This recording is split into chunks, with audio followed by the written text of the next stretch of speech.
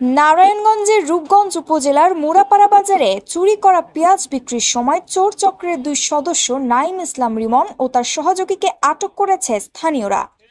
৫ November দুপুরে সবজি ব্যবসায়ী মোস্তফা মিয়ার দোকানে তারা চুরি করা পেঁয়াজ বিক্রি করতে এলে মাংস ব্যবসায়ী আক্তার হাতে নাতে ধরে ফেলেন। পরে বাজার কমিটির অফিসে তাদেরকে নিয়ে গেলে বাজার কমিটির সদস্যরা রূপগঞ্জ থানা পুলিশের কাছে সোপর্দ করেন। পুলিশ ঘটনাস্থল থেকে বিক্রিত ২ বস্তা পেঁয়াজ উদ্ধার করে জব্দ করেন। মুরাপাড়া বাজার কমিটির সূত্রে জানা গেছে, মুরাপাড়া বাজারে প্রায় চুরির ঘটনা ঘটে।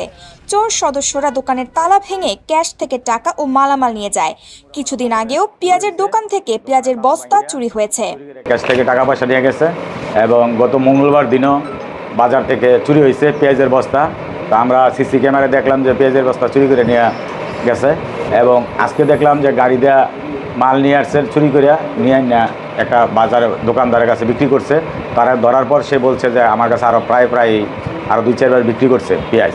তো আমরা বললাম যে বাজারে চুরি হচ্ছে পেঁয়াজ, এই পেঁয়াজ তুমি পাইলা কোথায়, তুমি চোরামাল কেন কিনছ? চোরামাল কিনাতে আমরা পুলিশকে ইনফর্ম করছি এবং পুলিশ আসছে, পুলিশ তাদেরকে এখন আইনের আওতায় নিয়ে যাবে।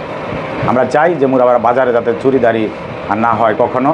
আমাদের শান্তিপ্রিয় মুরাপাড়া বাজার, আমরা শান্তি রক্ষা করার জন্য বাজার কমিটির তরফ থেকে আমরা সবাই সচেতন এবং সার্বক্ষণিক আমরা চেষ্টা করতেছি যাতে আমার বাজার নিয়ন্ত্রণ থাকে এবং বাজার যেন ভালো থাকে, বাজার দোকানদাররা যেন ভালো থাকে। স্পেশাল 5 ডিউটি, যেখানে সংবাদ পাইলাম যে মুরাপাড়া বাজারে চোর ধরে রাখছে। তো এখানে আসলাম, বাজার কমিটির সভাপতি সেক্রেটারি ওনারা ছিলেন। এখানে এসে লোক পাইলাম, বললো যে ওনারা পেঁয়াজ বস্তায় আরেক দোকানে বিক্রি করতেছিল, সেটাকে চোরাই পেঁয়াজ। তো আমরা তাদেরকে নিচ্ছি আমাদের হেফাজতে। বাকিটা এনারা অভিযোগ দিতেছে, সেই বিষয়ে তদন্ত সাপেক্ষে পরবর্তী ব্যবস্থা আসলে আমরা বলতে পারি। ঐশী মণ্ডল, চ্যানেল 21, রূপগঞ্জ, নারায়ণগঞ্জ।